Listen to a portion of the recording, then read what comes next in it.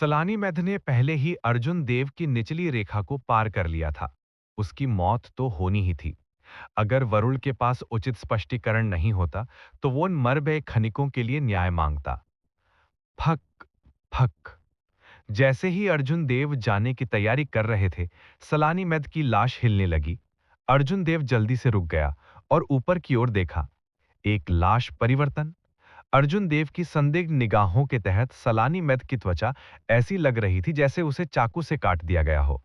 वो शुआ की ध्वनि के साथ खुल गई। एक मानव आकृति धीरे धीरे त्वचा से बाहर आई।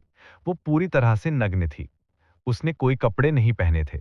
उसके चांदी के बाल उसके पीछे बह रहे थे। अंधेरी सुरंग में चांदी के बालों ने एक फीकी चमक दी, जिसने उसके सामने वाली लड़की को एक परी की तरह दिखाया। उसकी बर्फ जैसी सफेद त्वचा अंधेरी रात में धुंधली लग रही थी। ये बेहद आकर्षक थी। अर्जुन देव की निगाहें अंधेरे में घुस गईं, हालांकि उन्होंने उस हिस्से पर ध्यान नहीं दिया जिससे लोगों को खून की उल्टी हो जाए। उसकी बजाय उसने व्यक्ति के कानों को देखा। ये नुकीले कानों की एक जोड़ी थी, फिल्मों में परी की तरह। ये बेहद खूबसूरत थे, हालांकि इस दुनिया में कोई परी नहीं थी। कानों की ये जोड़ी स्पष्ट रूप से मानव नहीं थी। ये स्पष्ट था कि ये लड़की कौन थी।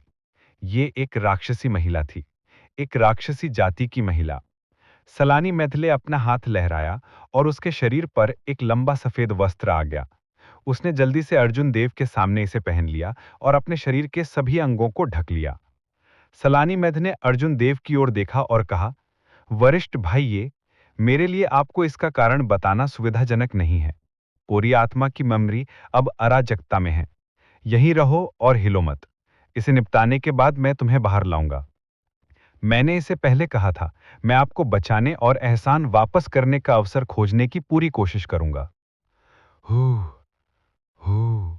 जैसे ही सलानी मैथ बोली, उसकी आकृति चमक उठी और बिजली के चांदी के बोल्ट में बदल गई। वो जल्दी ही अर्जुन देव की दृष्टि से ओझल हो गई। उसकी गति वास्तव में अर्जुन देव की छोटी perfection blue dragon cloud soaring art से तेज थी। अर्जुन देव कुछ देर के लिए स्तब्ध रह गया। उसी क्षण सलानी मैथ का आकार पहले ही गायब हो गया था। पीछा करो। अर्जुन देव ने उस मार्ग का अनुसरण किया जो मूशनियान ने लिया था। उसका पीछा किया। उन्होंने पाया कि सलानी मैथ ने जो मार्ग अपनाया वो उस स्थान पर था जहां फील्ड किंग को दबाया जा रहा था। ये वही मार्ग था जो अर्जुन देव को याद था। रास्ते के सभी जाल एक्टिव हो गए थे। अर्जुन देव बिना किसी रुकावट के उसके पीछे चलते रहे। थोड़ी देर बाद वो आखिरकार विशाल भूमिगत गुफा में पहुंचा। ची, ची, ची। इसके पहले कि अर्जुन देव करीब आए, उसे तीव्र लड़ाई की आवाजें सुनाई दे रही थीं। मारने की आवाज ने आकाश को हिला दिया और क्रोधित गर्जना गूंज उठी। अर्जुन देव ने खुद को छुपा लिया और अपनी आध्यात्मिक भावना का विस्तार किया। उन्होंने गुफा की स्थिति को ध्यान से देखा। गुफा के भीतर भूमिगत नदी एक सीमा के रूप में कार्य कर रही थी। डिवाइन सेबर कैंप के ब्लेड्समैन जो फील्ड किंग को दबा रहे थे, वो अपने हाथों में कृपाण लेकर वहां खड़े थे। कोई कदम नहीं उठा रहे थे। नदी के दूसरी ओर शवों की एक बड़ी सेना थी। ये सभी शव थे जिन्हें एक विशेष विधि का उपयोग करके परिष्कृत किया गया था। एक मोटे तौर पर गिनती ने कम से कम 1000 शव थे। इसके अलावा भूमिगत से नए शव निकलते रहे। उन्होंने विशाल भूमिगत गुफा को भर दिया। एक नजर से ये किसी की खोपड़ी को शून्य करने के लिए पर्याप्त था। स्वर्ग तलवार प्रबंध मंडप का एक बड़ा समूह नदी की रखवाली कर रहा था, जो उन शवों के साथ गहन लड़ाई में उलझा हुआ था जो पार करना चाहती थी। तीव्र युद्ध का दृश्य अर्जुन देव की उम्मीदों से कहीं अधिक था।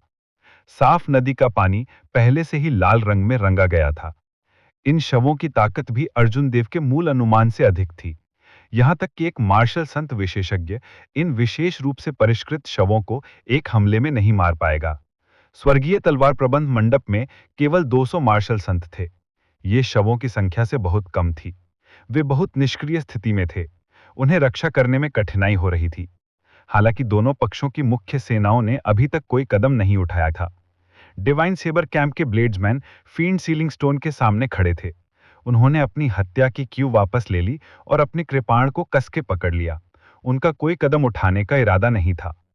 अर्जुन देव ने बहुत देर तक तलाश की, लेकिन उनके स्वर्गीय तलवार प्रबंध मंडप में किसी भी मार्शल उम्परर सम्राट की खोज नहीं की।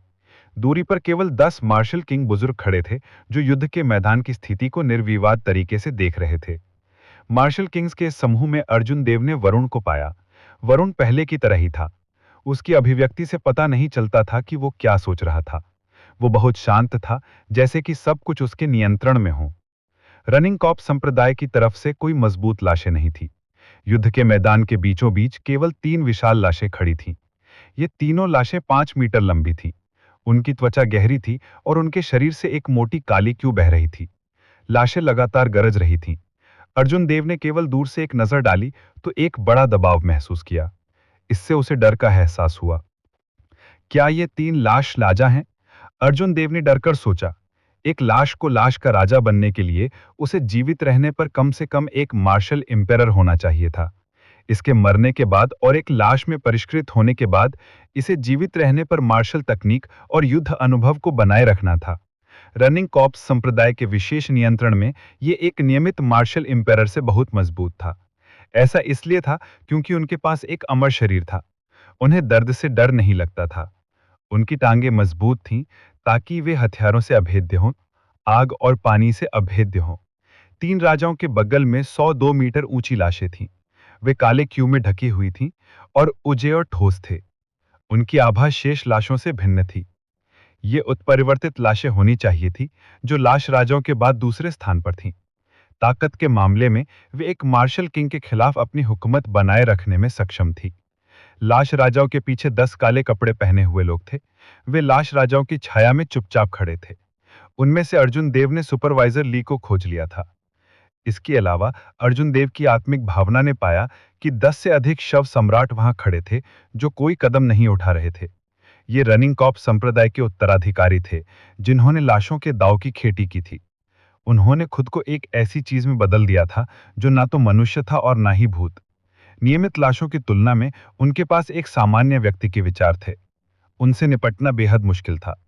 नियमित मार्शल किंग्स उनके लिए एक मैच नहीं होंगे। अर्जुन देव को संदेह हुआ कि रनिंग कॉप संप्रदाय की इतनी मजबूत लाइनअप के साथ स्वर्गीय तलवर प्रबंध मंडप के लोग इतने शांत क्यों हैं? केवल 10 मार्शल किंग हैं। हालांकि डिवाइन सेबर कैंप के ब्लेड्समैन के पास एक भयानक भयानक आभा थी। वे केवल शिखर मार्शल संत और मीडियल ग्रेड मार्शल संत थे। चाहे वे कितने भी अनुभवी क्यों न हो, वे शव राजा के लिए एक जोड़ी नहीं होंगे। नदी में लड़ाई अधिक से अधिक रनिंग कॉप संप्रदाय की ओर झुक रही थी। स्वर्गीय कृपाण मंडप के मार्शल संस का गठन धीरे धीरे ढह गया। कई लाशें दूसरी तरफ दौड़ पड़ी।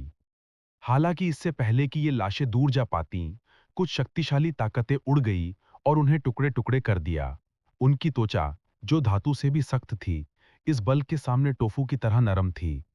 अर्जुन देव ने करीब से देखा और पाया कि ऊर्जा मार्शल किंग से आई थी। एक मार्शल किंग की ताकत वास्तव में एक मार्शल सन से अलग थी। केवल एक प्रहार के साथ अर्जुन देव इन रहस्यमय रूप से परिष्कृत लाशों को आसानी से चकनाचूर कर सकते थे। राजा वूक्र अपना कदम उठाने के बाद जो स्थिति पहले से ही रनिंग कॉर्प संप्रदाय की ओर झुक रही थी, धीरे धीरे फिर से संतुलित हो गई। हू!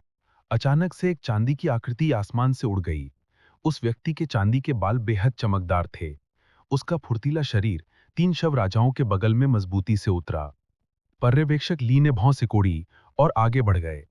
राजकुमारी म्यू, आप अभी तक यहाँ क्यों हैं? सलानी मेध ने स्थिति को देखा और उदासीनता से कहा, मैं कुछ निजी मामलों से निपट रहा हूं। इसके बारे में चिंता करने की कोई जरूरत नहीं है। अब स्थिति क्या है?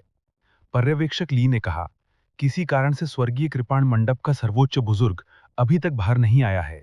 मैं स्थिति को समझने में असमर्थ हूं, इसलिए मैंने हमला नहीं किया। सलानी मेद ने कहने से पहले कुछ सोचा और कहा, इसके बारे में चिंता करने की कोई जरूरत नहीं है। बस हम हमला करते हैं। एक बार जब राक्षसी पूर्वज बाहर आ जाता है, तो चाहे स्वर्गीय कृपाण मंडप कितने भी सर्वोच्च बुजुर्गों को भेज दे, ये व्यर्थ होगा। पर्यवेक्षक ली ने पूछा, क्या आप आश्वस्त हैं? यदि आप असफल हो जाते हैं, तो रनिंग कॉर्प संप्रदाय की 100 साल की कड़ी मेहनत सब व्यर्थ हो जाएगी। सलानी मेद ने प्रकाश के साथ टिमटिमाता हुआ एक काला तीर निकाला और उसने कहा, यह हमारी जाति का प्राचीन निषिद्ध हथियार है। यह प्राचीन युग से चला आ रहा है। इसके अलावा इसे हमारे वंशजों द्वारा हजारों वर्षों से परिष्कृत किया गया है। जब तक मैं 9 सबडूइंग कृपाण देमन गठन में प्रवेश कर सकता हूं, मुझे फील्ड सीलिंग स्टोन को चकनाचूर करने का भरोसा है। उस समय आत्मा की खान के सभी क्षेत्र नष्ट हो जाएंगे। अंदर के स्पिरिट स्टोन्स मालिक नहीं होंगे। पूरे स्वर्गीय कृपाण मंडप में बड़ी संख्या में स्पिरिट स्टोन्स हैं। ये रनिंग कॉप संप्रदाय को पुनर्जीवित करने के लिए पर्याप्त होगा। पर्यवेक्षक ली ने यह सुनकर कुछ देर सोचा और अपने पीछे के लोगों से चर्चा की। अंत में उसने अपना मन बना लिया और कहा, आक्रमण करो। लाशों को नियंत्रित करने वाले 10 काले कपड़े पहने आदमियों ने अपने हाथ के इशारे बदलते रहे। जमीन पर पड़ी सभी लाशें एक धमाके के साथ उड़ गई और उड़ गई। गुफा के भीतर चारों दिशाओं से दीवारों से का की आवाज आ रही थी, जैसे कोई फूल खिल रहा हो। लाशें एक एक करके बाहर कूद पड़ी। ऐसा लग रहा था कि ये लाशें पागल हो गई हैं। एक पल में इनकी ताकत काफी बढ़ गई। स्थिति रनिंग कॉप संप्रदाय के पक्ष में झुक गई। इससे पहले कि नदी में शेष 100 मार्शल संत पीछे हट पाते, इन लाशों ने टुकड़े टुकड़े कर दिया। स्वर्गीय कृपाण मंडप के 10 मार्शल राजाओं ने नजरें एक दूसरे की ओर देखीं। उन्होंने अपने आंदोलन तकनीकों को अंजाम दिया और गुफा के पिछले हिस्से की ओर तेजी से दौड़ पड़े, जिससे निडर लाशें उन पर हमला कर सकें। मार डालो। ठीक इसी समय डिवाइन सेबर कैंप के 100 ब्लेड्समैन ने अपना कदम उठाया। वे एक साथ चिल्लाए। उनकी आवाजें जमीन से हिल रही थी। पूरी गुफा थोड़ी कांप उठी। एक बढ़ती हुई हत्या क्यों बिना किसी को वापस रोके छोड़ दी गई थी। ये एक साथ जुड़ गई और एक विशाल समुद्र का निर्माण किया। एक अमूर्त भयानक आभा ने पूरी गुफा को ढक लिया। हत्या की आभा हड्डियों में प्रवेश कर गई। भले ही ये लाशें थी जो बहुत पहले मर चुकी थी, लेकिन उनके मांस और खून से आने वाली वृत्ति ने उन्हें लगातार कांपने का कारण बनाया। भड़ाम भड़ाम भड़ाम। तलवार खींची गई। सैकड़ों तलवार खींचे जाने की आवाज पूरी गुफा में गूंज उठी। तलवार 1 मीटर लंबी और 2 सेंटीमीटर चौड़ी थी। तलवार के शरीर पर लाल रंग की चमक थी। एक नजर से कोई कह सकता था कि ये कोई साधारण तलवार नहीं थी। इस तलवार को ब्लडसकर तलवार कहा जाता था। जब तलवार को एक जीवित व्यक्ति के शरीर में डाला जाता था, तो एक विशेष साधना तकनीक के साथ ये तुरंत एक जीवित व्यक्ति का रक्त सुखा सकती थी। एक बार डिवाइन सेबर कैंप का एक पावर हाउस था, जिसने अपने प्रतिद्वंदी को एक तलवार प्रहार से सूखा चूस लिया था। तलवार की फोर्जिंग विधि बहुत पहले खो दी गई थी। डिवाइन सेबर कैंप में उनमें से केवल 1000 ही बचे थे। जो लोग डिवाइन सेबर कैंप के शिष्य नहीं थे, यहां तक कि मुख्य शिष्य भी, इस तलवार को प्राप्त नहीं कर सकते थे। डिवाइन सेबर कैंप के 100 ब्लेड्समैन ने जब अपना कदम उठाया, तो स्थिति अद्भुत रूप से बदल गई।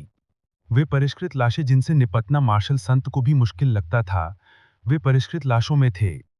डिवाइन सेबर कैंप के शिष्यों के सामने उन्होंने लाशों को सुखाने के लिए केवल एक तलवार प्रहार किया। लाशों की मृत्यु के बाद वे काले क्रोध के धागों में बदल गए और तलवार में उड़ गए। जितनी ज्यादा शवों को मारा, ब्लडसकर तलवार द्वारा अवशोषित क्रोध उतना ही भयानक होता गया। ये डिवाइन सेबर कैंप के शिष्य नरक के शैतानों की तरह थे। उनकी अभिव्यक्ति अत्यंत विद्वेषपूर्ण थी। वे बहुत क्रूर लग रहे थे, लाशों से भी भयानक। जितना अधिक क्रोध था, उनके शरीर पर आभा उतनी ही घनी थी। उनकी तलवार की गति और शक्ति विस्फोटक रूप से बढ़ गई। दाव को साबित करने के लिए हत्या का उपयोग करते हुए अर्जुन देव ने आश्चर्य से मन ही मन सोचा।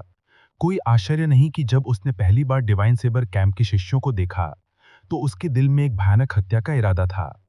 उसे उम्मीद नहीं थी कि स्वर्गीय कृपाण मंडप में ऐसी दुष्ट खेती होगी। दाव को साबित करने के लिए हत्या का उपयोग करना और अपने मार्शल दाव को समझने के लिए हत्या की खुशी का उपयोग करना, सभी तकनीकों में हत्या उनके पहले लक्ष्य के रूप में थी। इस तरह की साधना तकनीक दाव को साबित करने के लिए लाशों का उपयोग करने से भी भयानक थी। प्रत्येक कृषक जिसने दाव को साबित करने के लिए हत्या का उपयोग किया था, उसे अपने जीवन काल में कम से कम 1000 कृषकों को मारना होगा। इसके अलावा जिन लोगों को उन्होंने मारा था, वे कम खेती के नहीं हो सकते थे, अन्यथा ये उनकी खेती के लिए किसी तरह का काम नहीं करता। वे मरने के बाद अपने दुश्मनों के रोष को इकट्ठा कर सकते थे और इसका उपयोग अपनी खेती बढ़ाने के लिए कर सकते थे। ये बहुत भयानक था। एक कृषक जिसने दाव को साबित करने के लिए हत्या का उपयोग किया था, वो अपने से एक ऊंचे क्षेत्र के प्रतिद्वंदी के खिलाफ अपनी पकड़ बनाए रख सकता था। यदि प्रतिद्वंदी लापरवाह होता, तो वो उसे आसानी से मार भी सकता था। सबसे खास बात यह थी कि ये लोग मौत से नहीं डरते थे। वे जीवन और मृत्यु के किनारे के जितने नजदीक होते, वे उतनी ही उत्साहित होते। उनकी ताकत और भी तेजी से बढ़ती।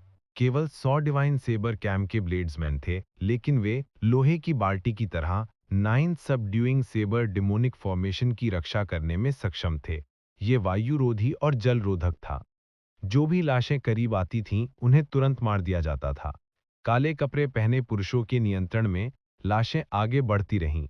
एक पल में हत्या की आवाज ने आकाश को हिला दिया। वे गड़गड़ाहट की तरह थे। पूरी भूमिगत गुफा पृथ्वी पर नर्क की तरह थी। ये एक दुखद दृश्य था। खून नदी की तरह बह रहा था। कुछ ही समय बाद डिवाइन सेबर कैंप के ब्लेड्समैन ने 1000 से अधिक सबसे साधारण परिष्कृत लाशों को मार डाला। हालांकि डिवाइन सेबर कैंप में कोई हताहत नहीं हुई, ब्लडसकर कृपाण पर एक असीम काला आक्रोश बना रहा। अगर कोई बारीकी से देखता है तो अनगिनत पीड़ित आत्माएं आक्रोश के भीतर दर्द से चिल्ला रही थीं। डिवाइन सेबर कृपाण के लोग थके हुए नहीं थे, इसके बजाय आक्रोश की उत्तेजना के तहत वे और भी मजबूत हो गए। पर्यवेक्षक ली चकित था। हालांकि वो जानता था कि दिव्य कृपाण शिविर बहुत मजबूत है, लेकिन उसे उम्मीद नहीं थी कि वे इतने भयानक होंगे। इन परिष्कृत लाशों को मारना सब्जियों को काटने जितना आसान था। सलानी मैध ने उदासीनता से कहा, डरो मत, वे केवल अपनी ताकत बढ़ाने के लिए एक विशेष गुप्त तकनीक का उपयोग कर रहे हैं।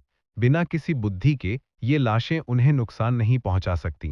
अपनी ताकत बचाओ और उत्परिवर्तित लाशों का उपयोग करो। पर्यवेक्षक ली ने सिर हिलाया और अपना हाथ लहराया। काली लाश कुई से घिरी 100 या उससे अधिक उत्परिवर्तित लाशें सभी 100 ध्वनि के साथ कूद पड़ीं। उत्परिवर्तित लाशों में पहले से ही बुद्धि का एक बुनियादी स्तर था। जब वे जीवित थे तो उनके पास अधिकांश युद्ध प्रवृत्ति को संरक्षित किया गया था। केवल एक आदेश के साथ वे स्वतः ही आक्रमण करेंगे। इसके अलावा वो बहुत मजबूत था। जब वो जीवित था तो कम से कम एक मार्शल किंग था। आदेश प्राप्त करने के बाद वो तीर की तरह चला और तुरंत 100 मीटर चौड़ी भूमिगत नदी के पार उड़ गया और दिव्य कृपाण शिविर के ब्लेड्समैन के सामने पहुंच गया। मार डालो।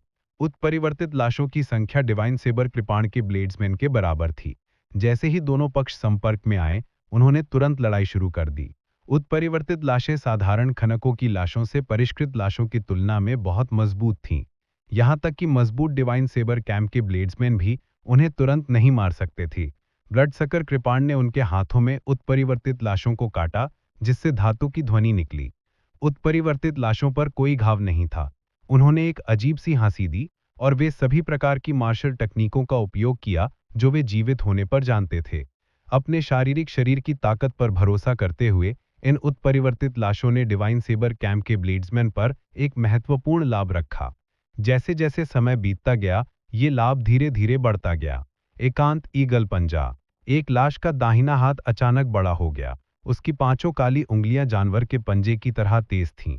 हवा में एक ध्वनि बूम हुआ जब ये डिवाइन सेबर कैंप के ब्लेड्समैन के शरीर में घुस गया।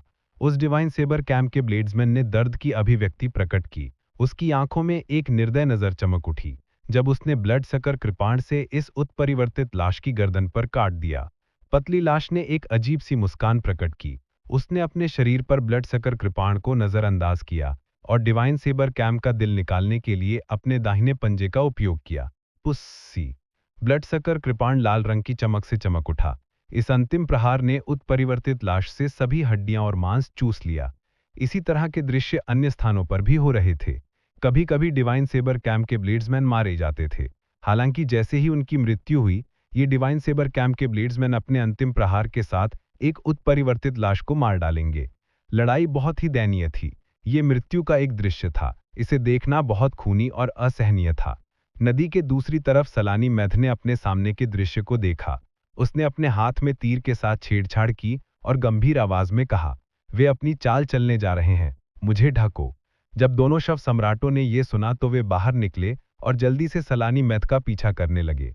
सामने डिवाइन सेबर कैंप के ब्लेड्समैन सलानी मैथ के कदमों को रोकना चाहते थे।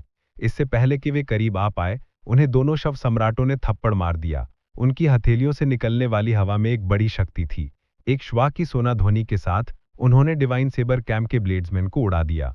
10th पवेलियन के 10 मार्शल किंग्स ने दूर से स्थिति को देखा। उन्होंने देखा कि सलानी मैथ ने दोनों शव सम्राटों को कदम बाद कदम 9 हिडन सेबर डिमोनिक फॉर्मेशन की ओर बढ़ाया। सलानी मैथ को एक बुरा आभास हुआ। ये मेरी कल्पना से आसान क्यों लग रहा है? 10th फेबर पवेलियन की सुरक्षा इतनी कमजोर नहीं होनी चाहिए। जो भी हो, जब फील्ड एंसेस्टर बाहर आता है तो फील्ड एंसेस्टर की ऋषि ऊर्जा के साथ 10th सेबर पवेलियन में कोई भी उसे रोक नहीं पाएगा।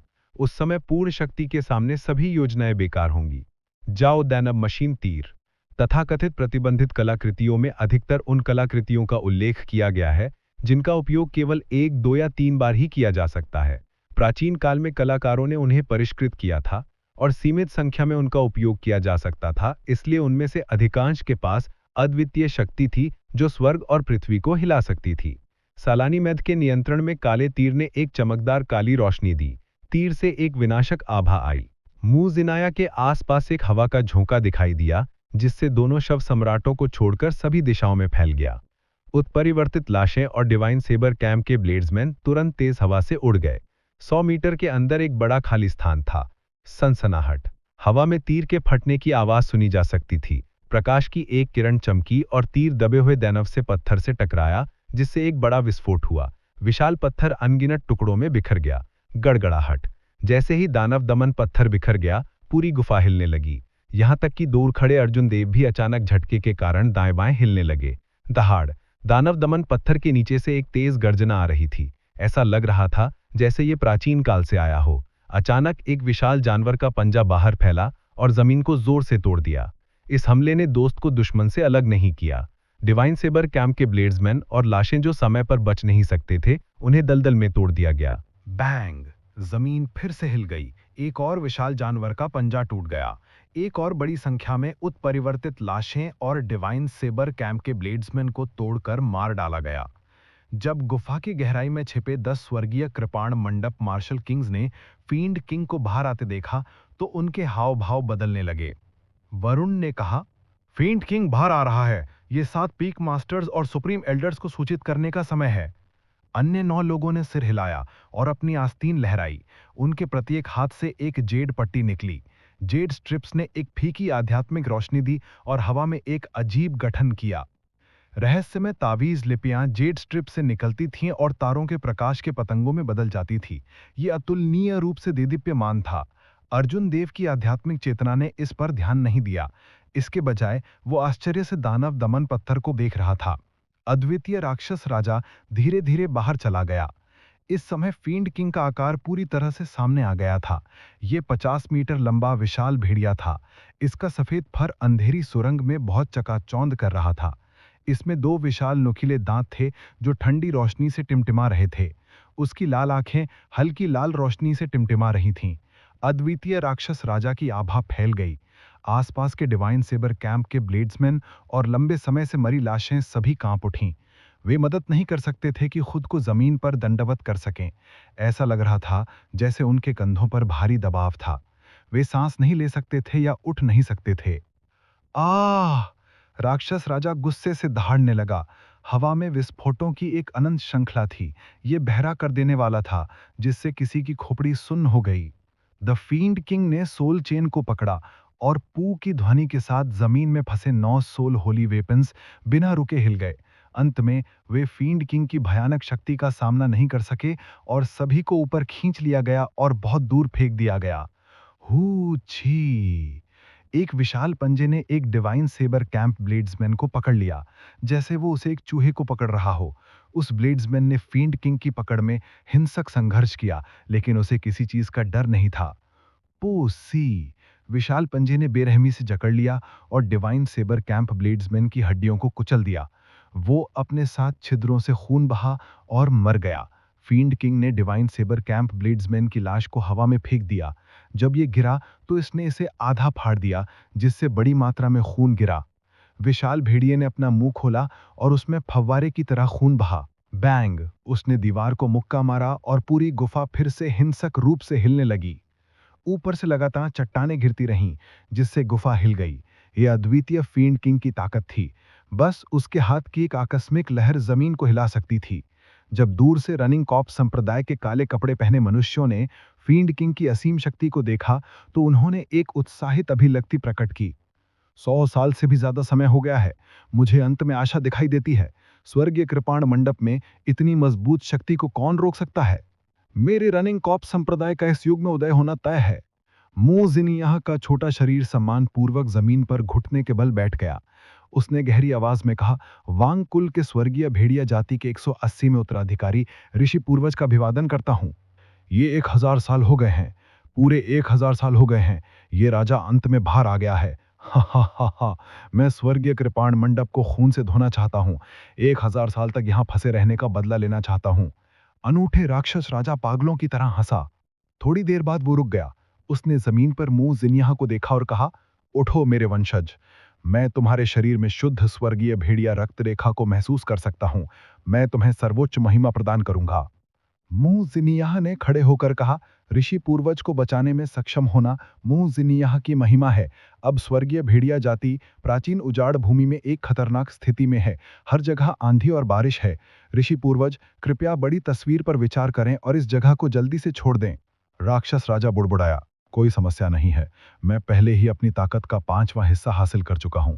अगर मैं स्वर्गीय कृपाण मंडप छोड़ना चाहूं तो मुझे कोई भी नहीं रोक सकेगा। जब मैं स्पिरिट वेन की उत्पत्ति को हटाऊंगा और फील्ड महाराज के आगे बढ़ूंगा तो पूरी दुनिया स्वर्गीय भेड़िया जाति के चरणों में झुक जाएगी। मेरी ताकत का 5वां हिस्सा पहले ही इतना शक्तिशाली है। अगर मैं अपनी पूरी ताकत हासिल कर लूं तो मैं कितना शक्तिशाली हो जाऊंगा। अर्जुन देव ने डर कर सोचा। हू! एक आकृति तेजी से अर्जुन देव की ओर उड़ गई। जब उन्होंने हवा को महसूस किया तो अर्जुन देव का दिल कठोर हो गया। उन्होंने ब्लू ड्रैगन क्लाउड स्वरिन आर्ट को संचालित किया और जल्दी से पीछे हट गए। हालांकि जैसे ही अर्जुन देव ने खुद को स्थिर किया, एक पतला पंजा अचानक जमीन से बाहर निकला और उनका दाहिना पैर पकड़ लिया। पतले पंजे ने धीरे से खींचा और एक अप्रतिरोधी बल संचारित हुआ। अर्जुन देव का शरीर दीवार से टकराते ही रेत की बोरी की तरह था। इसके बाद वो जमीन पर जोर से गिरा। मुझे उम्मीद नहीं थी कि तुम जैसे चींटी जैसा व्यक्ति सैकड़ों परिष्कृत लाशों के आक्रमण से बचने में सक्षम होगा। खड़े होने के बाद अर्जुन देव ने इस व्यक्ति की उपस्थिति को स्पष्ट रूप से देखा। उन्होंने पाया कि ये लाश सम्राट था, जो पृथ्वी से बाँचने की तकनीक जानता था। उसने सोने के वस्त्र पहने हुए थे और सिर पर एक चमकदार सुनहरी मुकुट था। लाश सम्राट की शक्ति अथाह थी। ये कम से कम एक मार्शल किंग था। अर्जुन देव की तुलना में जो एक हीन ग्रेड मार्शल ग्रैंड मास्टर था, ये एक क्षेत्र अधिक था। अर्जुन देव को भागने का मौका भी नहीं मिल पाता। बाम! जैसे ही अर्जुन देव सोच रहे थे, लाश सम्राट की कठोर काली मुट्ठी पहले ही उड़ रही थी। ये एक सीधा पंच था। ये मार्शल तकनीक नहीं थी। हालांकि जब लाश सम्राट ने इसे संचालित किया तो ये बहुत प्रभावशाली था। हवा सीटी बचा रही थी। इससे पहले कि अर्जुन देव कुछ सोच सके, काली मुट्ठी उनके सामने ही थी। अपनी प्रवृत्ति पर भरोसा करते हुए अर्जुन देव ने भी अपनी दाहिनी मुट्ठी बांधकर मुक्का मारा। बैंग! मुट्ठियां टकराईं। वे दोनों अपने शारीरिक शक्ति पर भरोसा कर रहे थे। विशाल बल ने हवा में एक सर्पिल बहर पैदा की। ये लंबे समय तक नष्ट नहीं हुआ। दूसरे पक्ष की शक्ति अर्जुन देव की तुलना में बहुत अधिक थी। अर्जुन देव को इस मुक्के से रेत की बोरी की तरह उड़ता हुआ भेजा गया, जो फिर से उसके पीछे की दीवार से टकरा गया। लाश के मुट्ठी से निकलने वाले बल ने अर्जुन देव के आंतरिक अंगों को झटका दिया, जिससे वे मथने लगे। अर्जुन देव के मुंह के किनारे से खून बह रहा था। उन्हें काफी अंदरूनी चोटें आई थीं। यह पहली बार था जब अर्जुन देव शारीरिक शक्ति की प्रतिस्पर्धा में नुकसान में थे। अर्जुन देव ने जब वे छोटे थे 10 वर्षों तक अपनी शारीरिक शक्ति की खेती की थी। फिर उसने इसे 7 लीफ फूलों से तमकाया था। कहा जा सकता है कि उसके पूरे शरीर का पुनर्जन्म हो गया था। एक पंच का बल 1500 किलोग्राम से अधिक बल तक पहुंच सकता है। ये आसानी से चट्टानों को चकनाचूर कर सकता है। हालांकि उस लाश सम्राट ने अपने भौतिक शरीर की खेती करने में विशेषज्ञता हासिल की। उसका पूरा शरीर पहले ही लाश में बदल चुका था। 100 से अधिक वर्षों तक खेती करने के बाद उनका एक आकस्मिक पंच 5000 किलोग्राम बल तक पहुंच सकता है। 5000 किलोग्राम बल बनाम 1500 किलोग्राम बल। ये बिना कहे चला गया कि कौन मजबूत था। लाश सम्राट ने अर्जुन देव की ओर देखा, जो फिर से खड़े होने के लिए संघर्ष कर रहा था। उसकी आंखों में आश्चर्य के भाव थे। उसका मुक्का आकस्मिक लग रहा था, लेकिन उसके भीतर निहित बल एक मार्शल संत के दाहिने हाथ को अपंग करने के लिए पर्याप्त था। यहां तक कि एक मार्शल संत भी अपने दाहिने हाथ को आसानी से अपंग करने में सक्षम होगा। उनके प्रतिद्वंदी केवल एक मार्शल ग्रैंड मास्टर थे। इस मुक्के से उसका दिल और फेफड़े चकनाचूर हो जाने चाहिए थे। हो! लाश सम्राट की आकृति चमक उठी और उसके पतले पंजों ने अर्जुन देव की गर्दन पकड़ ली। उसने आसानी से उसे उठा लिया और अपना दूसरा हाथ अर्जुन देव की छाती पर रख दिया। गा गा दिलचस्प बात यह है कि वास्तव में ऐसे किसान हैं जो भौतिक शरीर को तड़का करने में विशेषज्ञता हासिल की। इतना अच्छा भौतिक शरीर एक सुनहरी प्राचीन लाश को परिष्कृत करने के लिए पर्याप्त है। जब मैं तुम्हें अपने बड़े भाई को सौंप दूंगा तो वह तुम्हें एक अपराजय लाश में परिष्कृत कर देगा। उस समय अपराजय होना तुम्हारी महिमा होगी। ये देखकर कि लाश सम्राट उसे एक लाश में परिष्कृत करना चाहता है, अर्जुन देव चौंक गया। हालांकि उसका गला लाश सम्राट के द्वारा पकड़ा जा रहा था। लाश सम्राट एक क्लैंप की तरह था। अर्जुन देव ने चाहे जितना भी संघर्ष किया हो, उन्हें इसका डर नहीं था। वे अपने शरीर में सार को बाहर नहीं निकाल सकता था। उसकी सभी तकनीकें अपंग हो चुकी थीं, वह कुछ नहीं कर सकता था। लाश सम्राट ठंडे स्वर में मुस्कुराया और अपने बाएं हाथ से अर्जुन देव के दांतियन पर मुक्का मारा। उसके बाद उसने अपना हाथ पीछे खींच लिया और कुछ बार थपथपाया। काली क्यूई की तारे बाहर निकल गई और धीरे धीरे अर्जुन देव के शरीर में प्रवेश कर गई। अर्जुन देव ने अपने दांतियन में एक काली क्यूई दिखाई दी। वह एक भयानक पिंजरे में बदल गया, जिसने उसकी मार्शल आत्मा को कैद कर लिया। उसके शरीर का सारा सार गायब हो गया। अर्जुन देव ये जानकर भयभीत थे कि उन्होंने ब्लू ड्रैगन मार्शल आत्मा के साथ अपना संबंध खो दिया था। वे अपने शरीर में प्रचुर सार को बिल्कुल भी महसूस नहीं कर सकते थे। वे एक आम व्यक्ति से अलग नहीं थे। अब इसके बारे में मत सोचो। मेरी इस लाश राजा छाप का उपयोग अपराध और बचाव दोनों के लिए किया जा सकता है। तुम जैसे अवर ग्रेड मार्शल ग्रैंड मास्टर से निपटने के लिए ये काफी है। बस एक विचार से मैं तुम्हें विस्फोट कर सकता हूं और मर सकता हूं। शव राजा के बोलने के बाद वह अर्जुन देव के शरीर को वापस गुफा में ले गया। फिर उसने अर्जुन देव के शरीर को सुपरवाइजर ली के पास फेंक दिया। सुपरवाइजर ली ने अर्जुन देव के शव को संदिग्ध रूप से प्राप्त किया। उसकी शक्ल देखने के बाद वह मुस्कुराया और कहा, तो ये लिटिल लॉर्ड ये है। आप इतनी दयनीय स्थिति में क्यों हैं? अर्जुन देव भावहीन रहे और चुप रहे। उन्होंने अपनी आध्यात्मिक भावना को अपने दांतियन पर केंद्रित किया और लाश राजा छाप को ध्यान से देखा। इसे तोड़ने का एक तरीका खोजने की कोशिश की। एक रिक्त स्थान में एक काला पिंजरा रुक गया। इसमें से काली क्यूई की तारें फैल गईं। पिंजरे के ऊपर एक जली हुई लाश पालती मारकर बैठी थी। पिंजरे में एक उफनती नदी अस्पष्ट रूप से देखी जा सकती थी। छोटा ब्लू ड्रैगन काले पिंजरे पर बमबारी करता रहा, इससे पहले कि अर्जुन देव की आत्मा की भावना करीब आ पाए। पिंजरे के ऊपर बैठे लाश राजा ने अचानक अपनी आंखें खोली। एक उज्जवल प्रकाश बह गया और अधिकांश आत्मा भावना को नष्ट कर दिया, जो अर्जुन देव की आत्मा भावना ने भेजा था। अर्जुन देव की आध्यात्मिक जागरूकता वास्तव में बुझाई जा सकती थी। ये पहली बार था जब उन्होंने ऐसी स्थिति का सामना किया था। ये लाश राजा मुद्रा वास्तव में अविश्वसनीय थी। वरिष्ठ सेवक ली, इस बच्चे के शरीर पर नजर डालें। उसे एक सुनहरी प्राचीन लाश में परिष्कृत करना भी संभव है। जब पर्यवेक्षक ली ने यह सुना तो उन्होंने आश्चर्यजनक भाव प्रकट किया। उन्होंने जल्दी से अर्जुन देव के शरीर की जांच की। थोड़ी देर बाद उन्होंने खुशी की अभिव्यक्ति प्रकट की, लेकिन ये जल्दी ही धीमी हो गई। यह जन्मजात दिव्य शरीर नहीं है। इसे बाद के चरणों में तड़का गया है। ये अभी भी एक प्राचीन सुनहरी लाश को परिष्कृत करने के लिए पर्याप्त नहीं है। मैं इसे अभी के लिए रख लूंगा। जब मैं इसे चंद्र जल से सींचूंगा तो इसे प्राचीन कांस्य लाश में परिष्कृत करने में कोई समस्या नहीं होनी चाहिए। नदी के दूसरी ओर 9 हिडन सेबर डीमन फॉर्मेशन से दिव्य प्रकाश की कुछ किरणें उतरीं। महारंग युन चोटी के अलावा ट्यानक्युंग सेबर पवेलियन के अन्य 6 पीक मास्टर सभी आ गए। उन 6 के पीछे 6 बूढ़े चुपचाप खड़े थे। अर्जुन देव ने उनमें से शेन मंजुन को देखा। ये 10 लोग त्यानक्युंग सेबर पवेलियन के सर्वोच्च वरिष्ठ थे। वे सभी मार्शल मोनार्क थे। जब फील्ड किंग ने भीड़ को देखा तो उसने एक मजाकिया अभिव्यक्ति प्रकट की। ये केवल 1000 साल हुए हैं और त्यानक्युंग सेबर पवेलियन इस स्तर तक गिर गया है और इनके पास कोई संत भी नहीं है। देखो मैं आज त्यानक्युंग सेबर पवेलियन को कैसे समतल करता हूं।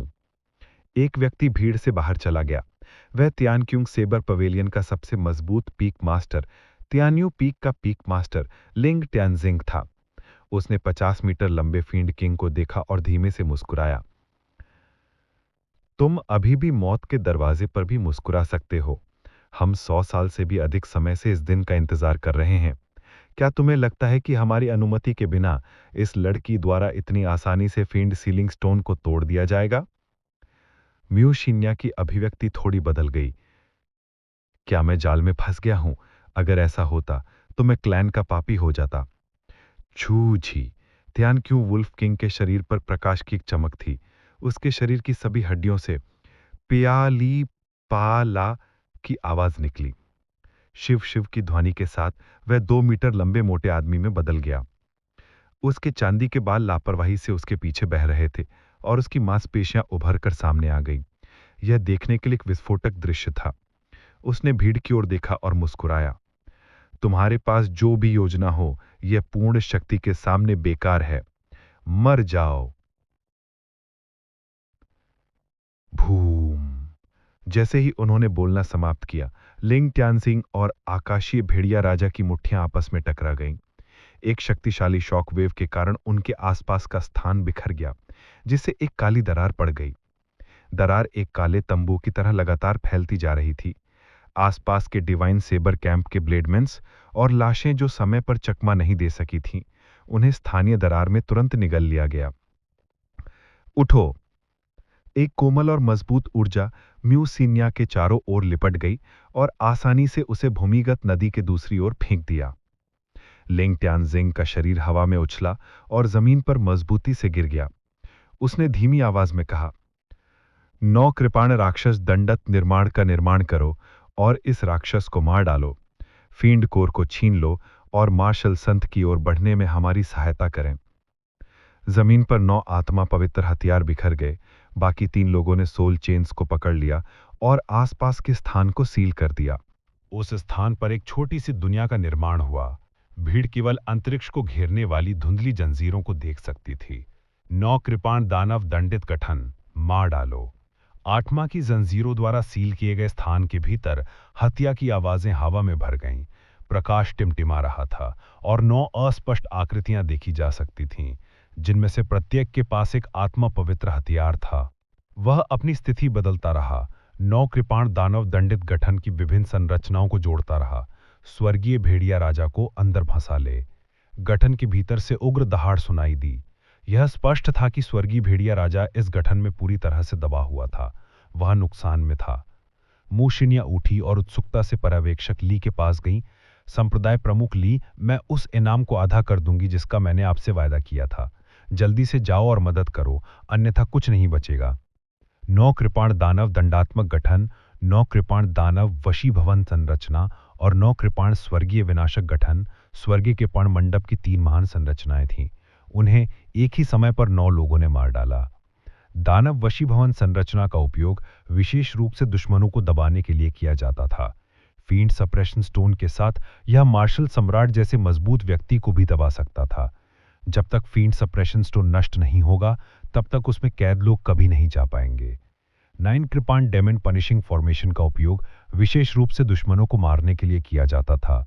गठन के साथ वह 9 लोगों की ताकत को जोड़ सकता था, जिससे वे दुश्मनों को मार सकते थे। उनके ऊपर 2 साधना क्षेत्र।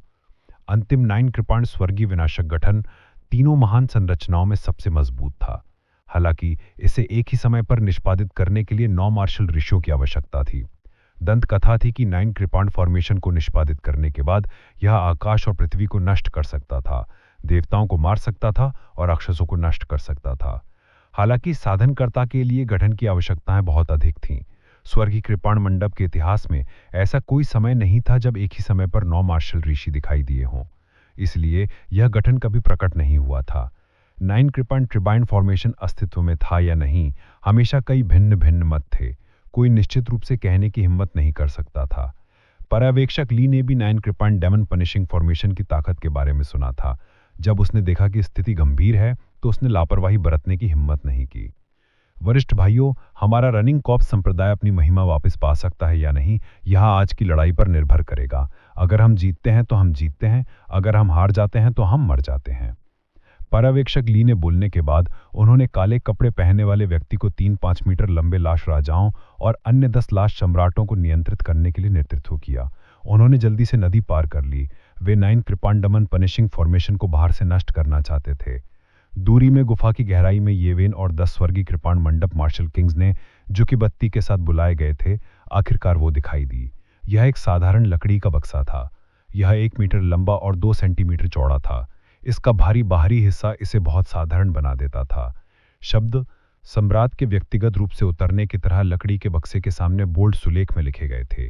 ये वेन ने लकड़ी के बक्से को पकड़ लिया और लीड 9 कृपाण डेमन पनिशिंग फॉर्मेशन पर 10 मार्शल किंग्स का नेतृत्व किया और पर्यवेक्षक ली और अन्य को रोक दिया।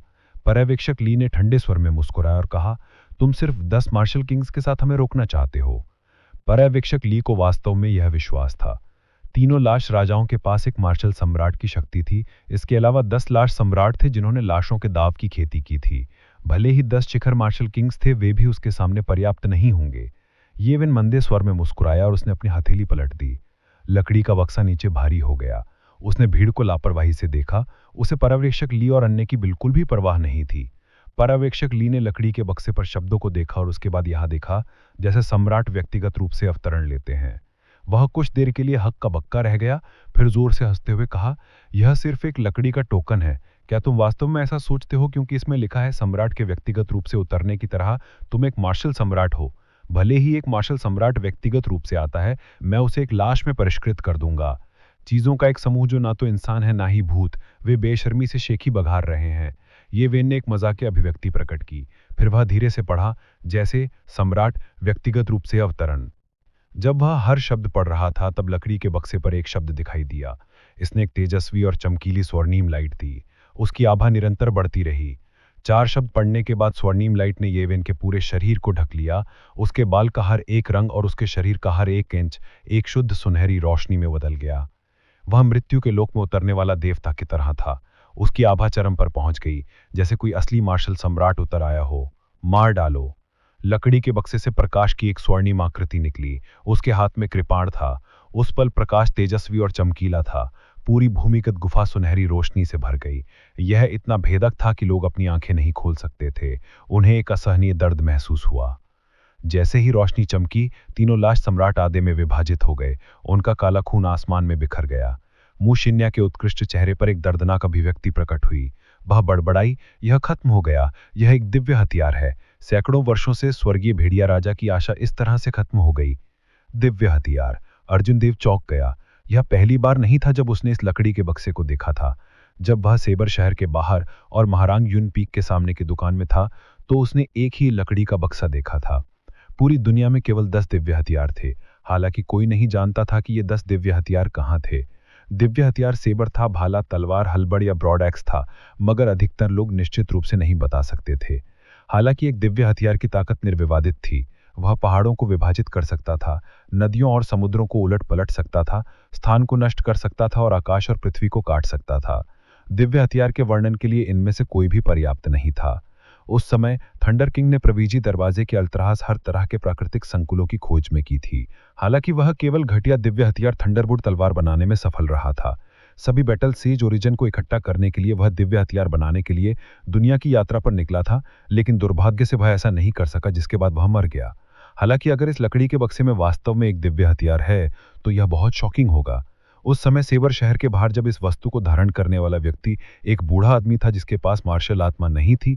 अगर उसके पास दिल होता तो वह इस लकड़ी के बक्से को प्राप्त करने में सक्षम हो सकता था। इस समय जब अर्जुन देव ने मूसिन्या की अभिव्यक्ति को देखा तो उसके मन में बहुत मिश्रित भावनाएं थीं। वह उस महिला से बुरे विचारों के लिए नफरत करता था, लेकिन वह उसके प्रति सहानुभूति भी रखता था।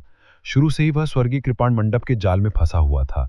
स्वर्गीय कृपाण मंडप केवल उसका उपयोग फील्ड सीलिंग स्टोन को तोड़ने और फील्ड किंग को रिहा करने के लिए करना चाहता था।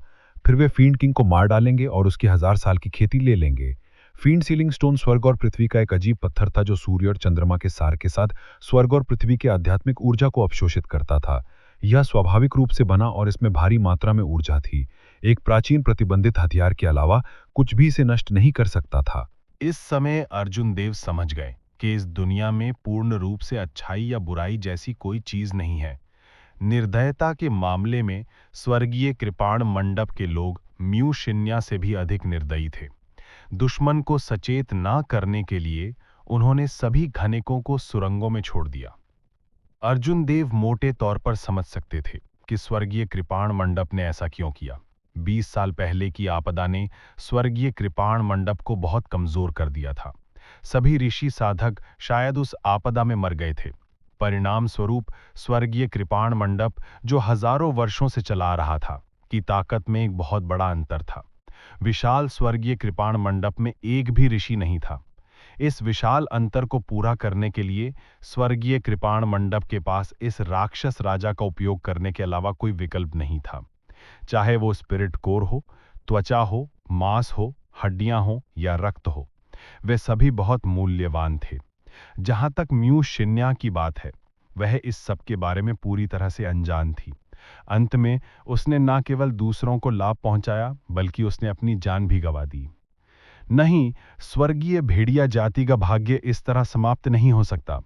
म्यू शिन्या ने एक दृढ़ अभिव्यक्ति प्रकट की। उसने अपनी आभा को एकत्र करने की पूरी कोशिश की, मौत से लड़ने की तैयारी की। अर्जुन देव ने उसे पीछे खींच लिया। हालांकि वह अपने सार का उपयोग नहीं कर सकता था, फिर भी उसके पास अपनी ताकत थी। म्यू शिन्या तुरंत मुक्त संघर्ष नहीं कर सका। अपने आप को मौत के घाट उतार रहे हैं? आपको जल्दी से चले जाना चाहिए। स्वर्गीय कृपाण मंडप के लोगों ने आपकी योजना को बहुत पहले ही देख लिया था। अंत शुरू से ही तय किया गया था। म्यू शिन्या ने आश्चर्य से अर्जुन देव की ओर देखा। उसे उम्मीद नहीं थी कि अर्जुन देव, जो पहले उसे मारना चाहता था, इस समय उसे पीछे खींच लेगा। म्यू शिन्या ने कुछ बल का प्रयोग किया और अर्जुन देव का हाथ हिला दिया। वह मुस्कुराई और बोली, सीनियर ब्रदर, ये मैंने आपको पहले बताया था। मेरे माता पिता ने मुझे यहाँ आने के लिए कहा। दरअसल मैं तैयार नहीं थी। हर कोई मौत से डरता है, लेकिन चूंकि हम पहले से ही यहाँ हैं, तो कोई रास्ता नहीं है। सेलेस्टियन वुल्फ क्लैन के पास भी कोई रास्ता नहीं है। उसकी मुस्कुराहट हमेशा की तरह उज्जवल और सुंदर थी। अपने पैरों के हल्के टैप के साथ उसकी आकृति नदी की सतह पर लहराती थी और वह तुरंत लड़ाई में शामिल होकर नदी के दूसरे किनारे पर पहुंच गया। विपरीत किनारे पर ये वन का पूरा शरीर एक सुनहरी रोशनी उत्सर्जित कर रहा था। उसने लकड़ी के बक्से पर हाथ रखा और बिल्कुल भी न हिला। लकड़ी के बक्से से लगातार प्रकाश की आकृतियां उड़ती रहीं। उसके पीछे 9 मार्शल किंग ने एक कदम भी नहीं उठाया। लकड़ी के बक्से में दिव्य हथियार से निकलने वाली प्रकाश की एक किरण के साथ रनिंग कॉप संप्रदाय के लोग बिल्कुल भी आगे नहीं बढ़ सकते थे। पहली तलवार की रोशनी जो जारी की गई थी, उसने सीधे 3 शव राजाओं को 2 हिस्सों में विभाजित कर दिया, जिन्हें रनिंग कॉप संप्रदाय ने भारी जिम्मेदारियों के साथ सौंपा था। उसके बाद हल्की छाया ने एक अनूठा ब्लेड किनार किया और हवा में बह गई। हल्की छाया चकाचौंध थी और ब्लेड की रोशनी चारों दिशाओं में निकल गई। रनिंग कॉप संप्रदाय के लोगों ने प्रतिक्रिया व्यक्त की और अब तलवार की रोशनी से तुरंत नहीं मारे गए थे। हालांकि वे केवल चारों दिशाओं में चकमा दे सकते थे और पलटवार करने का मौका नहीं पा सकते थे। जैसे ही पर्यवेक्षक ली ने हवा में प्रचंड तलवार की रोशनी को चकमा दिया, उसने लगातार हाथ के संकेत किए। जमीन पर 3 शव राजाओं को फिर से एकत्र करने की कोशिश की। शव राजाओं के पास पहले से ही एक अमर शरीर था। यदि कोई उन्हें तुरंत चकनाचूर न कर सके, तो उन्हें वास्तव में नष्ट करना बहुत मुश्किल था। जब तक नियंत्रक मरा नहीं था, तब तक उन्हें पुनर्जीवित करने के लिए गुप्त तकनीक का उपयोग किया जा सकता था। यदि तीनों शव राजा पुनर्जीवित हो सकते थे, तो वे स्थिति को बदलने में सक्षम होते। पर्यवेक्षक ली पहले ही बता सकते थे कि ये वन उस दिव्य हथियार को पूरी तरह से नियंत्रित नहीं कर सकता था। हवा में तलवार की रोशनी में अब उसकी प्रारंभिक तेज आभा नहीं थी। यह समस्या का स्पष्ट संकेत था। ऐसा नहीं था कि पर्यवेक्षक ली के पीछे 9 लोग कोई कदम नहीं उठाना चाहते थे, लेकिन वे ऐसा नहीं कर सकते थे। उन्होंने अपने सार को ये वैन में स्थानांतरित करने के लिए अपने पैरों के नीचे की जमीन का प्रयोग किया, जिससे वह पकड़ सके। फिर भी पर्यवेक्षक ली अत्यंत चिंतित महसूस कर रहे थे। शारीरिक शक्ति की कमी के कारण काले कपड़े पहने हुए सभी लोग शव राजाओं को नियंत्रित कर रहे थे। केवल पर्यवेक्षक ली ही मुश्किल से पकड़ सकते थे। आमतौर पर क्योंकि इस शव राजा की ताकत इतनी भयंकर थी, तो इसे नियंत्रित करने के लिए 3 लोगों की आवश्यकता होती थी। अब क्योंकि वह अकेला रह गया था, तो इसे पुनर्जीवित करना बहुत मुश्किल होता। हू ची! हवा में एक सिल्वर आकृति बिजली की गति से सबके सिर के पास से उड़ती गई। वह ये वैन की ओर बढ़ रही थी। उसके पीछे एक विशाल सिल्वर भेड़िया दिखाई दिया। यह सेलेस्टियन वुल्फ जाति का टोटम था। इसमें एक भयंकर शक्ति थी। विशाल भेड़िया भयंकर रूप से दहाड़ने लगा, जिससे एक भारी ध्वनि तरंग उत्पन्न हुई। अर्जुन देव ने म्यू शिन्या पर हमला करने वाली सभी प्रकाश आकृतियों को चकनाचूर कर दिया। फिर वह जल्दी से नीचे उतर गया। म्यू शिन्याब का दाहिना हाथ हवा में वापस खींच लिया गया, जिससे ये वैन पर हमला करते हुए 5 नुकीले पंजों के निशान बन गए। पंजों के 5 निशान तलवार की तरह तेज थे। उन्होंने हवा में ची ची की आवाज की। पलक झपकते ही वे 5 लाल रंग की ऊर्जा की धाराओं में बदल गए। जैसे ही हवा चली, वे एक पल में 10 मीटर से अधिक हो गए। ये वैन लापरवाही करने की हिम्मत नहीं कर सका। उसने अपने दूसरे हाथ से इशारा किया और उसके शरीर से एक सुनहरा मानवीय आकृति तेजी से दिखाई दी। क्लोन चॉप, ये स्वर्गीय कृपाण मंडप की यूद मेड इन पीक की गुप्त तकनीक थी। ये वैन ने महारंग्युन पीक छोड़ने के बाद इसे सीखा था। अब क्योंकि उसके पास दिव्य हथियार की शक्ति थी, तो उसकी ताकत सामान्य से बहुत अधिक भयंकर थी। प्रकाश की आकृति एक वास्तविक व्यक्ति की तरह थी। म्यू शिन्या के हमले को बचाने के बाद वह तुरंत फुर्ती से घूम गई और आक्रमण करना जारी रखा। म्यू शिन्या ने हवा में 3 बार अपनी स्थिति बदली, लेकिन वह फिर भी प्रकाश की आकृति के हमले को नहीं हिला सकी। म्यू शिन्या धीरे धीरे शांत हो गई और शांत रहने की पूरी कोशिश की। उसने अपनी पूरी ताकत से हवा में अपनी धारणा जारी की। थोड़ी देर बाद उसका चेहरा खुशी से चमक उठा। उसने उदासीनता से कहा, मिल गया। म्यू शिन्या हवा में घूमती रही और अपने हाथ घुमाए। कुछ अदृश्य रोशनी तुरंत काट दी गई। ये वैन ने क्लोन चॉप का इस्तेमाल किया और उनके द्वारा नियंत्रित आकृति तुरंत नीचे गिर गई। पता चला कि क्लोन चॉप की चपलता का रहस्य इन अदृश्य रोशनी में निहित है। जब तक रोशनी काट दी जाती है, प्रकाश की आकृति को नियंत्रित नहीं किया जा सकता। हाँ, जैसे ही म्यू शिन्या गिरने वाली थी, वह चिल्लाई और एक क्रूर भेड़िए की तरह हवा में छलांग लगा दी। वह ये वैन के ऊपर से उड़ गई और उसके पीछे 9 मार्शल किंग पर उतर गई। अच्छा नहीं, ये वैन अपने हृदय में चिल्लाया। हालांकि म्यू शिन्या की खेती का क्षेत्र ऊंचा नहीं था, लेकिन यदि वह गिर गई तो उसके पीछे के 9 लोगों को आपत्ति का सामना करना पड़ेगा। इन लोगों को अपना सार उसे देना था। उनके पास कोई कदम उठाने का कोई रास्ता नहीं था। अभी इनमें से कोई भी इन मार्शल किंग को आसानी से मार सकता है, जो आमतौर पर असहनीय रूप से अहंकारी होते हैं। यदि 9 में से एक मारा गया, तो दिव्य हथियार, जिसे येवेन मुश्किल से नियंत्रित कर सकता था, तुरंत ढह जाएगा। इसका मुकाबला देवीय हथियार द्वारा किया जाएगा। बैंग! ये सोचकर येवेन की अभिव्यक्ति गंभीर हो गई। उसने गहरी सांस ली और अपने दाहिने हाथ से लकड़ी के बक्से को थपथपाया। एक लहर तुरंत फैल गई और म्यूजिनिया को भूम के साथ वापस उछाल दिया। म्यूशिनिया ने एक कौर खून की उल्टी की और जोर से जमीन पर गिर गया। येवेन, जिन्होंने इस कदम को अंजाम दिया था, की भद्दी अभिव्यक्ति थी। लकड़ी के बक्से से निकलने वाली प्रकाश की गति भी धीमी हो गई।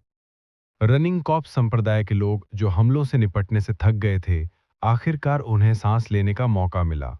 पर्यवेक्षक ली ने इस अवसर का लाभ उठाया और जल्दी से हाथ की सील बना ली। लाश राजा के शरीर के दोनों हिस्से धीरे धीरे आपस में विलीन हो गए। बैंग! राज्य! बूम! बूम! ठीक इसी समय नौकृपाण दानव दंडात्मक गठन के भीतर विस्फोटों की एक अनंत श्रृंखला थी। आत्मा श्रृंखला द्वारा सील किए गए स्थान में दरारें पैदा हो गईं, इससे पहले कि वो टूट जाता। नौकृपाण दानव दंडात्मक गठन टूट गया था। सभी लोग इस दृश्य को आश्चर्य से देखने लगे। उसके बाद वो तुरंत होश में आ गए और तुरंत पीछे हट गए, एक क्षेत्र से भाग गए। एक छोटी दुनिया के विनाश से ऐसी विनाशकारी शक्ति पैदा हुई थी, यहां तक कि एक मार्शल किंग भी इसका सामना करने की हिम्मत नहीं करेगा। बैंग! एक गगनभेदी आवाज आई और शून्य टूट गया। पूरी भूमिगत गुफा लगातार हिलती रही और भूमिगत नदी में पानी बढ़ गया और गुफा के ऊपर से बड़ी बड़ी चट्टानें गिरने लग गईं। अर्जुन देव ने सावधानी से अपने ऊपर की विशाल चट्टानों को चकमा दिया। उन्होंने अपने शरीर को संतुलित करने की पूरी कोशिश की। इस समय वो अपने सार का उपयोग नहीं कर सकता था। यदि वो गिर गया तो वो वापस उठने से पहले विशाल चट्टानों से टूट सकता था। हूची! हूची! नौकृपाण दानव दंडात्मक गठन से 12 आकृतियां उड़कर आईं। उनके हाथों में आत्मा पवित्र हथियार और आत्मा की श्रृंखलाएं पहले से ही बिखर चुकी थीं। उनके सभी चेहरे अतुलनीय रूप से पीले पड़ गए थे। हा हा हा! नौकृपाण दानव दंडात्मक गठन सिर्फ इतना ही है। उड़ती हुई धूल के भीतर से एक उजाड़ हंसी आई। जब धूल जम गई तो स्वर्गीय भेड़िया राजा की मोटी आकृति धीरे धीरे दिखाई दी। उसके शरीर पर और कोई चोट नहीं थी। उसके सुनहरे बाल हवा में लहरा रहे थे और उसकी आभा पहले की तरह क्रूर थी। आत्मा पवित्र हथियार आत्मा पर हमला करने में विशिष्ट है। यदि एक आत्मा नष्ट हो जाती है, तो एक खाली शैल को पीछे छोड़ते हुए स्वाभाविक रूप से वो दुनिया में अकेले मौजूद नहीं रह पाएगी। लिंग तेजन सिंह और अन्य लोगों ने स्वर्गीय भेड़िया राजा पर हमला करने के लिए आत्मा पवित्र हथियारों का उपयोग करने का निर्णय लिया, क्योंकि उसका भौतिक शरीर एक नियमित व्यक्ति की तुलना में बहुत मजबूत था। यदि वो भौतिक हथियार का उपयोग करते हैं, तो इसका बहुत अधिक प्रभाव नहीं पड़ेगा। हालांकि उन्हें यकीन नहीं था कि भले ही स्वर्गीय भेड़िया राजा ने अपनी ताकत का सिर्फ 5वां हिस्सा ही प्राप्त किया था, लेकिन उसकी आत्मा ऊर्जा उसके भौतिक शरीर की तुलना में बहुत अधिक मजबूत थी। नौ कृपाण दानव दंडात्मक गठन ने कुल 81 संरचनाएं और 9,999 हत्या चाल को मूर्त रूप दिया। आत्मा पवित्र हथियारों के साथ भी वे अब भी स्वर्गीय भेड़िया राजा के लिए कुछ नहीं कर सकते थे। लंबे समय तक हमला करने के बाद स्वर्गीय भेड़िया राजा ने वास्तव में नौकृपाण दानव दंडात्मक गठन का कमजोर बिंदु खोज लिया। उसने अपनी पूरी ताकत से हमला किया और इस छोटी जगह को चकनाचूर कर दिया। स्वर्गीय भेड़िया राजा की आभा फली फूली और आकाश को भर दिया। उसकी निगाह एक मशाल की तरह थी जब वो आसपास के वातावरण को स्कैन कर रहा था। उसकी निगाहें हर जगह से गुजरी, इसने सभी के दिलों को कांपने का कारण बनाया। हे स्वर्गीय कृपाण मंडप का दिव्य हथियार! स्वर्गीय भेड़िया राजा की नजर येविन के हाथ में लकड़ी के बक्से पर पड़ी। उनका चेहरा खुशी से चमक उठा। उन्होंने कहा, इस दिव्य हथियार के साथ स्पिरिट वीन की उत्पत्ति प्राप्त करने की हमारी संभावना अधिक होगी। वापस ले लो। स्वर्गीय भेड़िया राजा ने अपनी उंगलियां फैलाईं और कई दर्जन मीटर की दूरी तय की। येविन ने महसूस किया कि उसकी पकड़ ढीली हो गई और लकड़ी का बक्सा पहले ही स्वर्गीय भेड़िया राजा के हाथ में था। पूरी जगह की स्थिति एक पल में बदल गई। अर्जुन देव ने यह सब हैरानी से देखा। उन्होंने मूल रूप से सोचा था कि स्वर्गीय कृपाण मंडप के 12 सर्वोच्च बुजुर्ग 9 कृपाण दानव दंडात्मक गठन को निष्पादित करने के लिए मिलकर काम करेंगे। स्वर्गीय भेड़िया राजा के खिलाफ, जिसने 1000 साल तक कैद रहने के बाद अपना तेज खो दिया था, ये आसान होगा। कोई आश्चर्य नहीं हुआ। अर्जुन देव को उम्मीद नहीं थी कि 9 कृपाण दानव दंडात्मक गठन इतनी आसानी से टूट जाएगा। हालांकि स्वर्गीय भेड़िया राजा की आत्मा ऊर्जा काफी कमजोर हो गई थी। 12 सर्वोच्च बुजुर्गों को गठन की प्रतिक्रिया का सामना करना पड़ा। वे और भी अधिक घायल हो गए। वे स्वर्गीय भेड़िया राजा के साथ कुछ नहीं कर सकते थे। वे केवल तभी देख सकते थे जब उसने स्वर्गीय कृपाण मंडप का दिव्य हथियार प्राप्त कर लिया था। वास्तव में अगर 9 कृपाण दानव दंडात्मक गठन को एक भौतिक हथियार के साथ रखा गया होता, तो एक अलग प्रभाव होता। स्वर्गीय भेड़िया राजा का शरीर पिछले 1000 साल में ज्यादा नहीं हिला था, इसलिए इसके शारीरिक कार्य निश्चित रूप से कमजोर हो गए थे। हालांकि आत्मा की शक्ति अलग थी। पिछले 1000 साल में स्वर्गीय भेड़िया राजा ऊब जाने पर अपनी आत्मा शक्ति की खेती कर रहा था। अर्जुन देव को इन सब बातों से कोई परेशानी नहीं हो रही थी। वे वर्तमान में अपने शरीर में लाश राजा की छाप को तोड़ने की पूरी कोशिश कर रहे थे। उनकी आध्यात्मिक भावना 1000 तीरों में बदल गई और डेंटियन में पिंजरे पर गोली बरसाई। जब तक आध्यात्मिक भावना का एक किनारा ब्लू ड्रैगन मार्शल स्पिरिट में प्रवेश कर सकता है और उससे संपर्क कर सकता है, तब वे लाश राजा छाप को नष्ट करने के लिए मिलकर काम करने का विश्वास रखते हैं। काला पिंजरा धीरे धीरे घूमता गया। लाश राजा, जो पूरे समय उस पर बैठा हुआ था, उसने अपनी निगाहें उस पर घुमा दी। आध्यात्मिक भावना द्वारा बनाए गए सभी तीर नष्ट हो गए। अर्जुन देव ने हार नहीं मानी। वो आध्यात्मिक भावना के साथ लाच राजा के साथ छुपन छुपाई खेलने का अवसर ढूंढ रहे थे। जब पर्यवेक्षक ली ने स्थिति को पलटते हुए देखा, तो उन्होंने एक भयानक मुस्कान प्रकट की। उसने लाश राजा और 10 लाश सम्राटों पर येवेन और अन्य लोगों पर हमला किया। बहुत हंगामा हुआ। डिवाइन सेप कैंप के वे सभी तलवारबाज जो अब भी लड़ने में सक्षम थे, दौड़ पड़े और एक अराजकतापूर्ण लड़ाई शुरू कर दी। रेत और चट्टानें उड़ने लगी और तेज हवा चली। दृश्य एक बार फिर से तीव्र हो गया। दूसरी तरफ 12 स्वर्गीय कृपाण मंडप सुप्रीम एल्डर्स में से उच्चतम खेती वाले शेन मंजुन ने उदास कहा, चिंता करने की कोई जरूरत नहीं है। दिव्य हथियार अपनी पूरी ताकत उसके हाथों में नहीं ला सकता। उसकी आत्मा को नुकसान भी हमारी कल्पना से कहीं अधिक है। बगल में एक बूढ़े आदमी ने कहा, यह सही है। अगर हम हमला करना जारी रखते हैं तो अभी भी एक मौका है। स्वर्गीय वुल्फ किंग ठंड से मुस्कुराया। और अपने हाथ में लकड़ी के बक्से को खोलने के लिए कुछ बल का उपयोग किया। उन्होंने कहा, मुझे इस दिव्य हथियार को बाहर निकालने दो जिसका उपयोग कोई नहीं कर सकता। देखते हैं कि फिर मुझे कौन रोक सकता है। लकड़ी का बक्सा टुकड़े टुकड़े हो गया और एक प्राचीन कृपाण दिखाई दी। कृपाण लगभग 1 मीटर और 2 सेंटीमीटर लंबी थी। मयान पर सभी प्रकार की प्राचीन ताबीज लिपियां उकेरी गई थी। कृपाण ने एक आरक्षित चमक दी और आध्यात्मिक ऊर्जा फैल गई। स्वर्गीय भेड़िए राजा की अभिव्यक्ति ठंडी हो गई। उसने कृपाण की मूठ को अपने दाहिने हाथ से पकड़ा और बाहर निकालने के लिए एक बड़ी ताकत का उपयोग किया। का का स्वर्गीय कृपाण मंडप के लोगों की आश्चर्यचकित निगाहों के पहले स्वर्गीय भेड़िया राजा कृपाण को 1 सेंटीमीटर तक बाहर निकालने में कामयाब रहा। स्वर्गीय वुल्फ किंग का चेहरा खुशी से चमक उठा। यदि वो इस दिव्य हथियार को बाहर निकाल सकता, भले ही उसकी आत्मा ऊर्जा घायल हो गई थी, तो वो अपनी ताकत का 5वां हिस्सा ही बाहर निकाल पाएगा। यहां तक कि अगर उसे पूरे स्वर्गीय कृपाण मंडप का सामना करना पड़े, तो वो इससे नहीं डरता है। उसे रोको। हम उसे टियानियू ब्लेड को बाहर नहीं निकालने दे सकते, अन्यथा पूरी आत्मा की खदान नष्ट हो जाएगी। लैंग टियनज़ैंग ने दहाड़ना शुरू किया। 12 आकृतियों ने अपनी सर्वश्रेष्ठ चालों को चलाया। जब उन्होंने बिजली की गति से स्वर्गीय भेड़िया राजा पर उड़ान भरी, भूम! इससे पहले कि स्वर्गीय वुल्फ किंग की मुस्कान फीकी पड़ती, कृपाण ने 2 सेंटीमीटर का खुलासा किया। अचानक उसने एक तीव्र भेदक और चमकदार रोशनी छोड़ी। कृपाण से एक विनाशकारी ऊर्जा आई। ऐसा लग रहा था कि समय रुक गया है। गुफा में हर कोई जगह पर जमा हुआ था। उनके दिल दर्पण की तरह स्पष्ट थे और फिर भी वे अपने शरीर को हिला नहीं सकते थे। एक फीकी नीली ऊर्जा की लहर हवा में फैल गई और इस अप्रतिरोधी शक्ति के सामने आकाशीय भेड़िया राजा ने हमले का खामियाजा भुगता। वो कितना शक्तिशाली था, इसके बावजूद उसे तुरंत उड़ने के लिए भेज दिया गया। अर्जुन देव ने खून की उल्टी की। जमीन पर उतरने के बाद दिव्य कृपाण की ऊर्जा उसके शरीर में प्रवेश कर गई, जिससे कर कर की आवाज आई। उसका शरीर जमीन पर लुढ़कता रहा और थोड़ी देर बाद वो वापस एक विशाल चांदी के भेड़िए में बदल गया, जो 50 मीटर से अधिक लंबा था। किसी को भी ऐसे परिणाम की उम्मीद नहीं थी।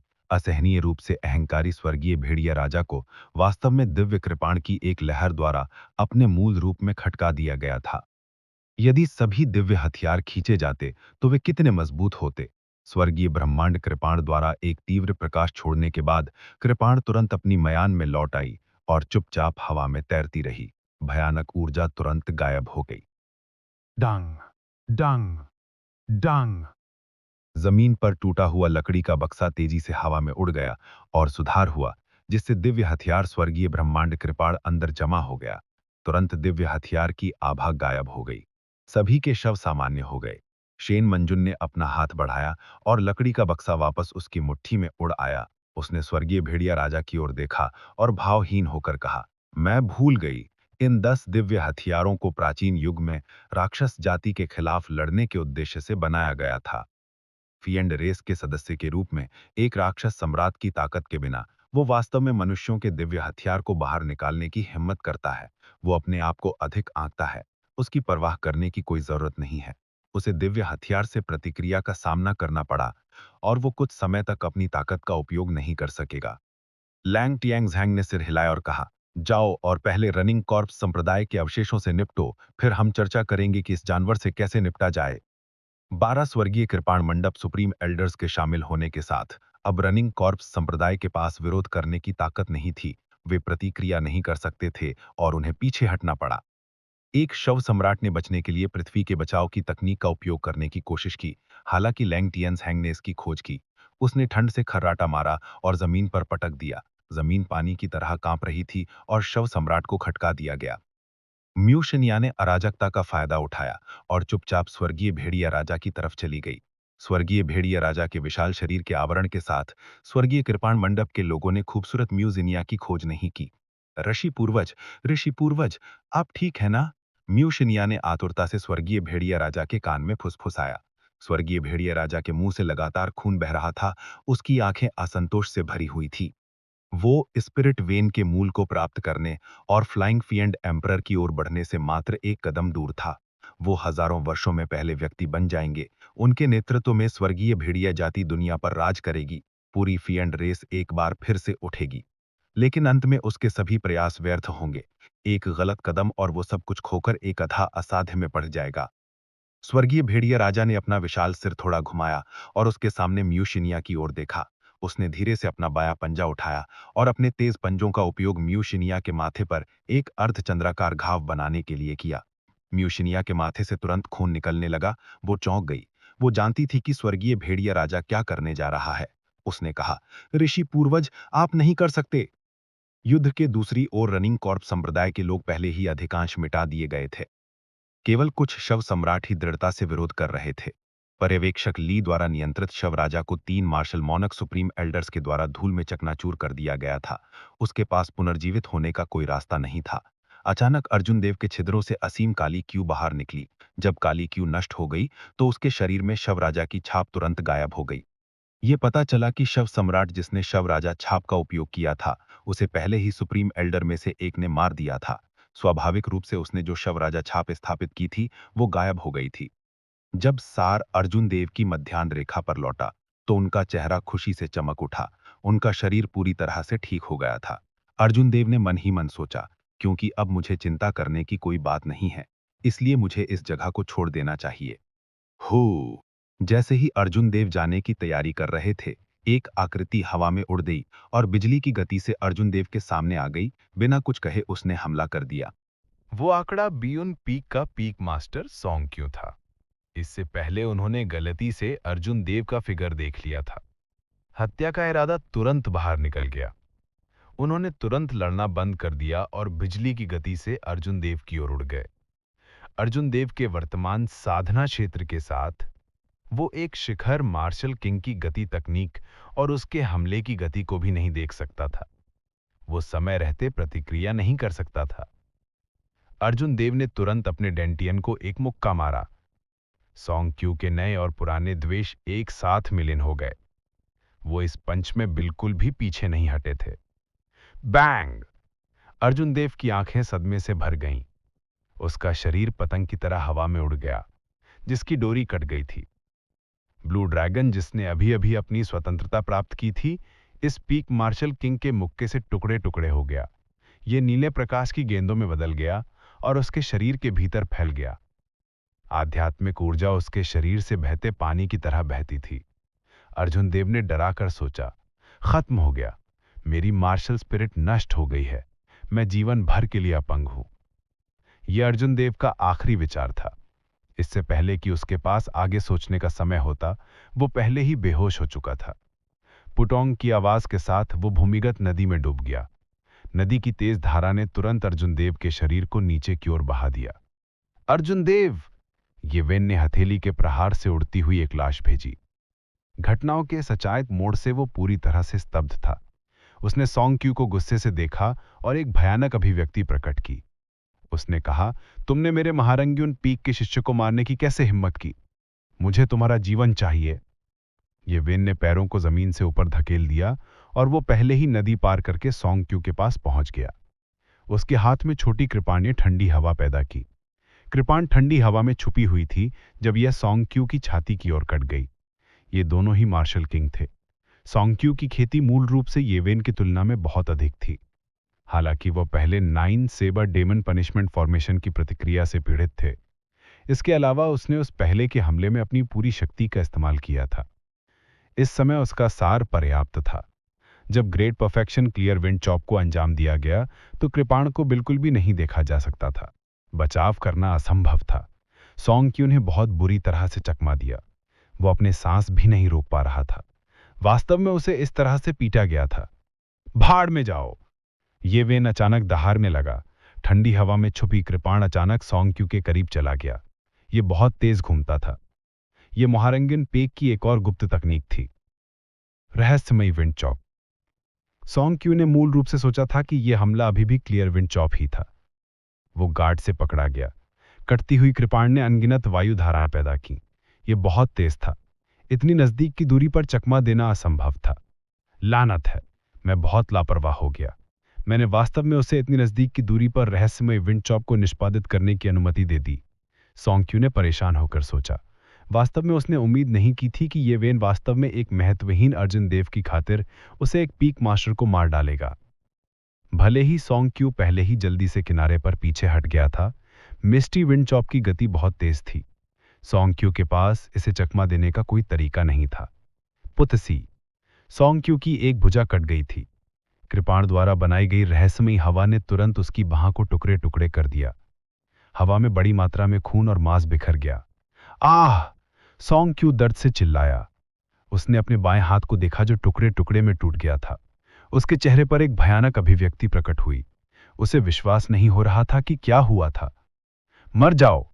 ये वेन ने मुड़कर विचलित सोंग क्यू को लात मारी। उसने अपने हाथ में छोटी कृपाण को हवा में लहराया। कृपाण ने हवा में कुछ बात की छवियां छोड़ी जो सोंग क्यू के दिल की ओर छेद कर रही थी। जब ये सोंग क्यू की छाती से केवल 1 इंच की दूरी पर थी तो कुछ सुप्रीम एल्डर्स ने स्थिति को देखा और दौड़े आए। एक मार्शल मोनार्क सुप्रीम एल्डर ने बिजली की गति से अपना कदम बढ़ाया। उसने अपनी उंगलियां फैलाईं और उस कृपाण को पकड़ लिया जिससे ये वेन उस पर जोर दे रहा था। वो गुस्से से चिल्लाया, ये वेन, तुम क्या करने की कोशिश कर रहे हो? तुम अपने वरिष्ठों के खिलाफ जा रहे हो। क्या तुम जीने से थक गए हो? ये वेन ने कुछ बल का प्रयोग किया और अपनी कलाई को मोड़ा जिससे छोटी कृपाण उस बूढ़े की उंगलियों से मुक्त हो गई।